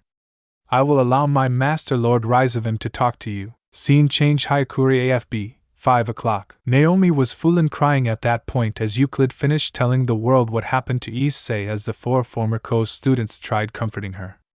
Aine, Brandon and Masahiko entered her office soon after Euclid finished, and she went to comfort her cousin. Aine, why didn't you say anything, Naomi? Naomi, I didn't want to saddle you, Aunt Keed or Uncle Takeo with our problems. I ain't, Naomi, we're cousins, we're family, we're supposed to help each other out in trying times. Next time don't hide such things, tell me, tell Dad, tell Mom, we will help. Naomi, okay. Ain, where's Issei? Naomi, he's in Tokyo, he's a part of Trumbull's detail, so he must be inside Ground Zero. But he was given a day off by Trumbull so he could prepare to meet the Shinto faction. Call incoming. Naomi, this is Colonel Naomi Banning speaking. Clegg, Colonel Banning, this is General Edward Clegg, Chairman of the Joint Chiefs of Staff. Have you managed to establish contact with anyone inside Ground Zero? Naomi, no, General, we haven't. We were caught off guard by Lucifuge's broadcast. I am with Admiral Quincy of the 7th Fleet, Lieutenant Colonel Nishimawa of the Marine Corps and Colonel Sawada of the Japanese Self-Defense Forces. Clegg, Admiral Quincy, Lieutenant Colonel Nishimawa, this attack activates the defense treaty between Japan and the United States. Once at Ground Zero you may release your actual forms. Brandon, understood, General, but we may face an issue should it turn into a situation like Zero once again, and the brigade is even more ruthless when it comes to these situations. Mike, that is a major problem, as what we can ascertain is that there are at least 8 hostages in there. We don't know who else might be in there. Masahiko, so what do we have to do? Ain, we can set up a perimeter, at least kilometers, since we're dealing with supernatural terrorists. There is that unpredictability of the situation. Naomi, and hope that we have an inside man. Clegg, Joint Air Base Co is on full alert and deployment is set to begin. I want you on Ground Zero as well, be careful. From Isaac's words, the brigade is extremely dangerous and won't hesitate to kill. Naomi, understood, sir. Call ended. Rizavim, greetings, I am Rizavim Levon Lucifer, son of Lucifer. There is something you must know, Tokyo is rigged to blow. Thanks to the power of destruction so greatly provided to us by Milikaskin here, there are several bombs all over the city, meaning there is a limited time before they blow, and when they do, a large portion of Japan will have a gaping hole. Rizavim, I wish you good luck in defusing them all, should you be able to find them all. Calawarner, Donasik, come out and face your fate, human. Donasik, Middlet, bring yourself out. Middlet, Rainier had a foreboding feeling within her that this was someone she knew and knew very well. Rainier, you best come out or you'll die. Rainier, Isaac, Era, is that any way to say hello to your ex-boyfriend now, Yuma, or should I say Rainier? The fallen angels looked shocked at what Isaac said as they looked down and saw a brown-haired boy with golden eyes. Scene change: Kyoto, Japan, 5:55. 5 minutes till 4 and a Lucifer circle appeared in the room, and out came the remainder of Team Valley, along with Ross Weiss and Irina. As the rest of the team saw the Gremry Peerage and Surzex, they had narrowed eyes, and Zenobia shrunk under Irina's gaze. Amaterasu, thank you for arriving here on short notice, everyone. Vala, of course, mother. So what's the play? Amaterasu smiled at Vala, referring to her as mother, as she began explaining the plan. Since she knew the girls who loved Isaac and accepted them as her daughters-in-law. Whilst the Gremry girls looked downcast in shame, while Surzex was plotting something in his head. Surzex, I'll give you back to my sister Haidu, and you can't refuse, I won't let you. Amaterasu had a look of suspicion at Surzex as she turned her attention to Vala and her team. Amaterasu, Vala, your team along with Irina and Rossweiss will rendezvous with Naomi and her squad along with Ian's squad. Irina, Ian as Naomi and Isaac's cousin. Amaterasu, the very same, you'll be with Susanoo and you defuse the bombs Rizavim has placed in the city. Isaac is inside the palace trying to get to the IUC to get Takeo, Hachiro and Trumbull out of there. Kunu, mother, another message. Amaterasu, what is it saying? Kunu, from Naomi. It says Pentagon requests to call you directly to be able to communicate. It's not the way they wanted to meet you, but it's what is necessary. And another one, but from Onyesima, via Naomi Dado, and tell that witch who got herself excommunicated that I see her lady and I'll deal with her.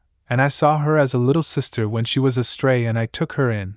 Now I won't take in strays, but I'll put them down on the spot, and the next time I see her, she's on my hit list. Asia shivered at the threat as well as the shock that Rainier was back as she teared up at how much Isaac hated her.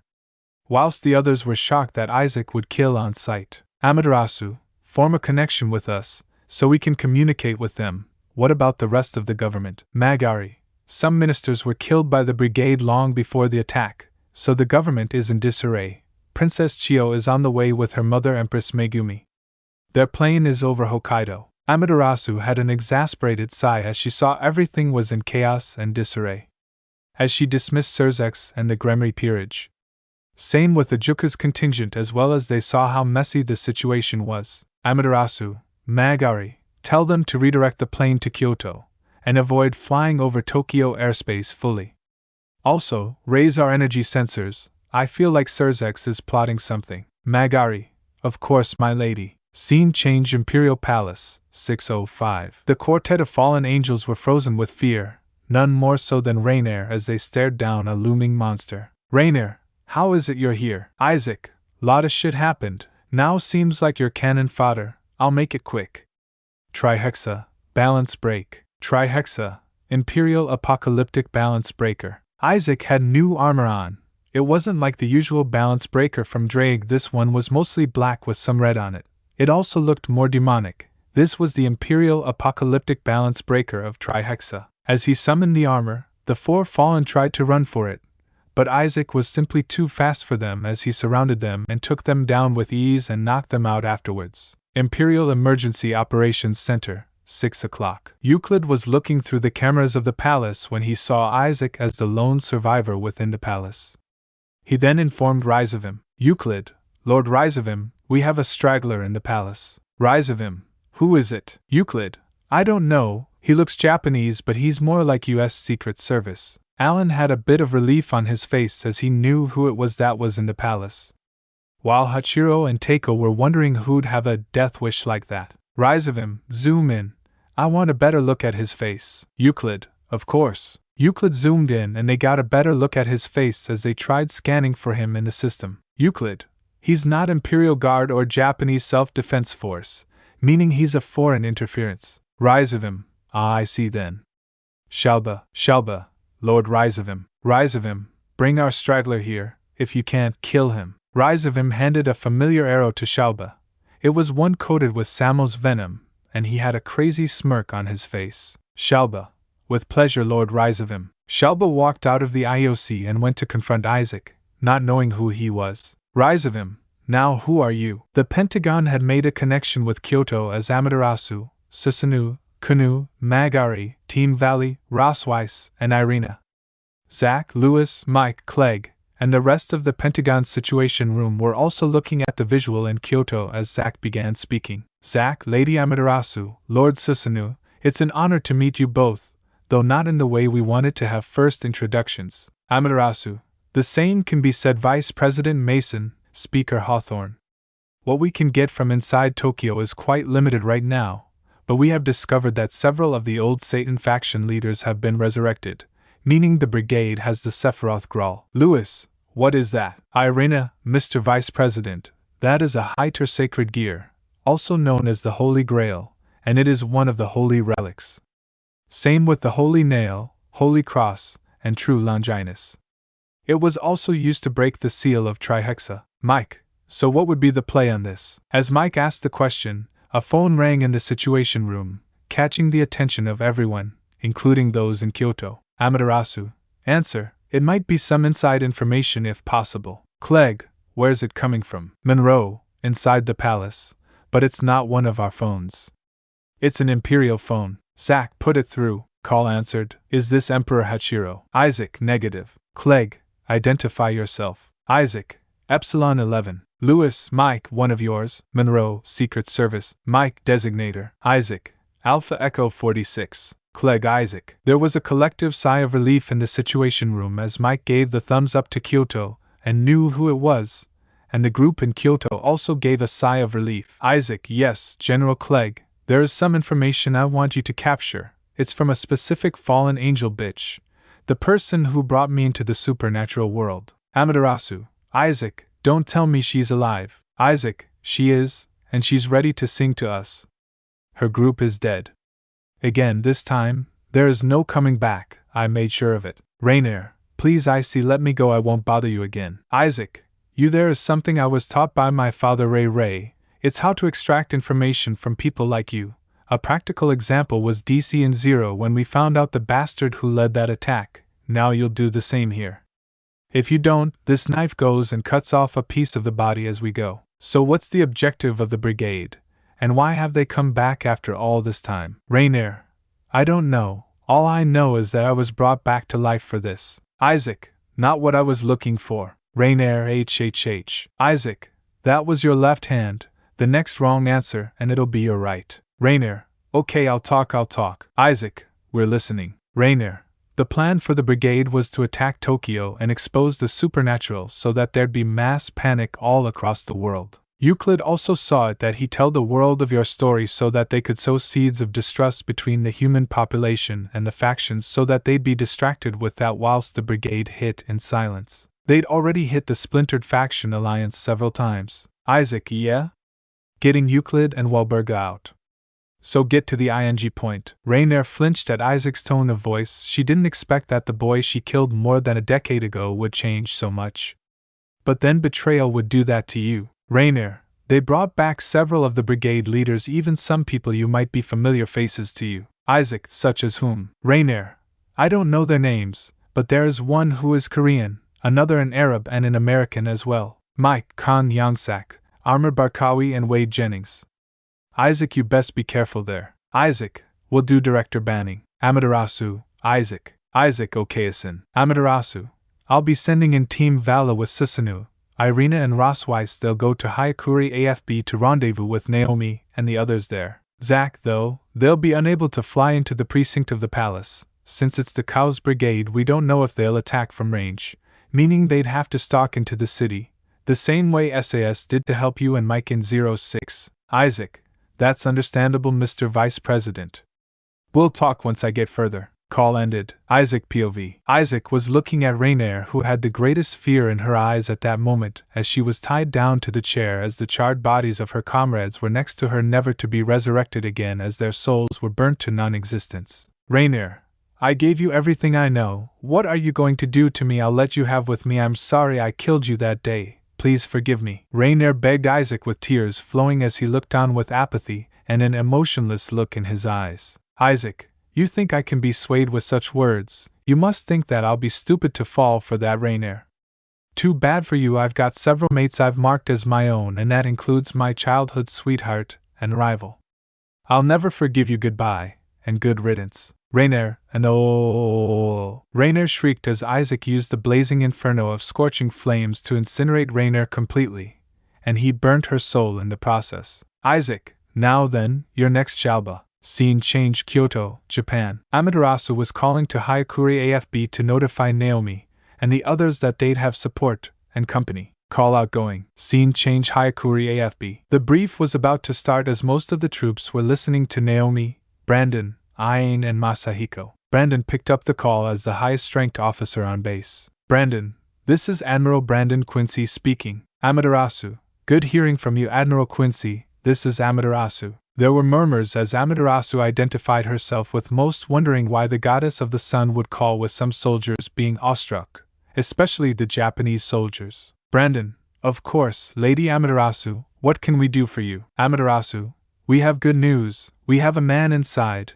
He's familiar to some of you, including Colonel Banning and Colonel Sawada. Brandon, would it happen to be the Red Dragon Emperor, Isaac Banning, formerly known as Issei Hayato? Amaterasu, yes, it's him. There were cheers on both sides as they had a chance with the Dragon Redeemer inside the palace. Whilst the former co-students were shocked that their former classmate and friend was the first man inside the palace. Amaterasu, but the reason I'm calling is to send in extra support from our side and the Norse. Team Vala, led by the White Dragon Empress and rival of my son, Vala Lucifer, along with Rossweiss and Irina Shidu, will teleport to you shortly to assist on your mission. But you cannot fly straight into the precinct of the palace. The likelihood is high that you'll be shot down. We've also noted that some people familiar with Mike and Isaac Banning are also back, such as Khan Yansak and Amr Barkawi. Brandon, understood, Lady Amaterasu. Call ended. A moment later, a Lucifer circle appeared, and Team Valley, along with Irina and Rossweiss, appeared, and they said their greetings as Vala stood with the commanding officers as they explained the plan to seize Tokyo back. Kates, Rossweiss Sensei, Murayama. She's part of the group that supported Heel Banning. Seems like they are lovers as well. Brandon, Ladies and gentlemen, this is Operation Catching Fire. Our joint operation is to take back the Japanese capital. Due to our inside man banning already pushing the brigade, we already have a foothold in there. I'll now let Colonel Banning and Ms. Lucifer talk about everything else. Valiana, the brigade has several main leaders, but the ones you should be wary about the most are Euclid Lucifuge and my grandfather Risavim Lucifer. You will need to arm yourselves with holy bullets cause that's the easiest and quickest way to take a devil down. Hence where Irina comes into play. She'll bless the bullets and infuse them with holy magic which will give us an easy time of taking down the brigade soldiers. Naomi, we'll split into 4 major teams. Alpha, Omega, Sigma, and Delta. There'll be sub-teams that will have a leader who'll lead into the city.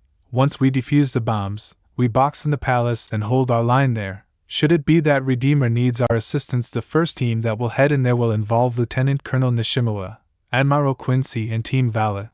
We follow behind them. They'll provide shielding for us against the magic from the brigade. Our primary objective is defusing the bombs. Secondary is getting in there and assisting with the rescue. Once we've got the President, Emperor, and Prime Minister, we are to be and treat the injured. Any questions? If there aren't any, good hunting, stay safe and dismissed. Another teleportation circle appeared and from it came Susanoo and Tsukuyomi. The JSDF soldiers bowed to the 2 Shinto gods as they told them to be at ease.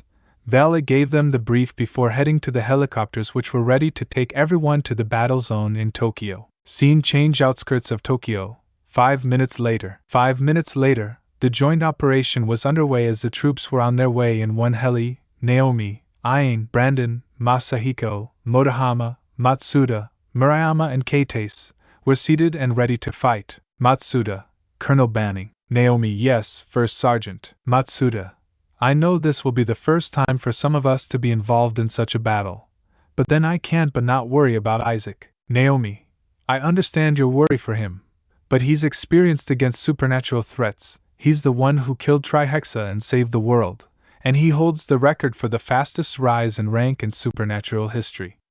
From being regarded as nothing but a low-class devil to the person who had a body built by the dragon gods of infinity and dreams and killing Trihexa, he'll be fine. We just need to focus on taking care of the bombs. But be careful, those bombs can kill. You should watch our backs. Irina blessed those bullets for a reason. You might face rogue fallen angels or stray devils. Masahiko, Brandon and I will handle the bombs since we were trained in magic. Matsuda, understood ma'am. Irina over the radio, Omega Team touchdown. Vala over the radio, Delta Team touchdown. Rosweiss over the radio, Sigma Team touchdown. The helicopter landed as they walked out of the chopper. Masahiko and Brandon unveiled their forms, with Masahiko being a kitsune, a 9-tailed fox, whilst Brandon being a dragon. Brandon actual form, Masahiko actual form. Brandon, Alpha Team, move out. Alpha Team moved as Masahiko was using senjutsu to feel any semblance of magic, which could help them locate the bombs. Masahiko, there's 800 meters ahead of us. There are several stray devils and rogue fallen angels as well. You might as well put in vampires affiliated with the Teeps faction during the Civil War are here as well. Ain, Matsuda, Murayama, head up top and cover us with your snipers. Well, face the airs here on the ground. Take out the ones who may pose a challenge and who may seem large in size. Matsuda and Murayama scaled the building to take a vantage point where they'd be able to get a clear line of sight. As Alpha Team approached the first 3 bombs, Matsuda and Murayama made the first shots. Naomi, contact Alpha Team has made contact. Scene change, Sigma Team. Omega Team was with Rosweiss, Biko, and Susanoo as they were joined by several soldiers from JFBiko, including a spectacle-wearing pervert. Rosweiss Sensei, I guess this shit caught up to you too. Rosweiss, it's good seeing you again, Aika. How's your magic? Aika, I can use a good amount of magic. Aika Kiryu, First Sergeant. Biko, Ross for bombs. Clicks out, multiple strays approaching. Naomi over the radio. Alpha Team has made contact. Susanoo, let's advance quietly. Rosweiss secretly set up some trap magic as they hid themselves in alleys waiting for the strays to come to them. When they did, they obliterated them, with Susanoo using his lightning to kill the strays with ease. Rosweiss, Sigma Team has made contact. Scene change, Delta Team. Delta Team had a good number of US soldiers and a part of Team Vala, which included Vala, LeFay, and Ingvild. Soldier, hostiles up ahead, bomb spotted. Valley, I'll distract them with my balance breaker. You head in and defuse the bomb. Lu Fei, Ingvild, you know what to do. Lu Fei and Ingvild nodded in understanding. The soldiers waited in bated breath. Valley, Albion, let's go. Albion, vanishing dragon balance breaker. Rogue fallen, the white dragon empress. The soldiers killed the rogues as multiple were hit with headshots. Lu Fei and Ingvild used their magic to sweep the strays as they were killed with quick efficiency. Then they moved on to the bombs. Ingvild, Lu Fei, and some bomb specialists worked on the bombs. Then they got a green light, which defused the bombs. Ingvild, this is Delta Team, bomb is defused. Scene change. Omega Team. Omega Team, which had Irina, Arthur, Kuroka, and Tsukuyumi. They advanced as they heard over the radio that the Delta Team had defused a bomb and Alpha and Sigma had made contact. Arthur unsheathed Caliban as Irina took up Hautaclear, and Kuroka took up a fighting stance with her senjutsu ready. The troops behind them had their arms at the ready. Kuroka, strays and rogue fallen angels, look alive. Irina infused Hautaclear with holy fire as Arthur was ready to throw down. Tsukuyumi gave the final order. Tsukuyumi, give them hell for attacking our city. Thanks to @Timmy Shadow King for the photo of Aika. Thanks to @USS North for the photos of Masahiko and Brandon. Hey guys, welcome to the channel. As you see in the thumbnail, what if Naruto died and wake up in Hazbin Hotel and Harem with all? Before I start, please do support for more awesome content, and subscribe my channel and like this video. Go support and follow the Untested Associate 24 for writing that awesome fanfic, and also make sure to comment on this story. Link in the description.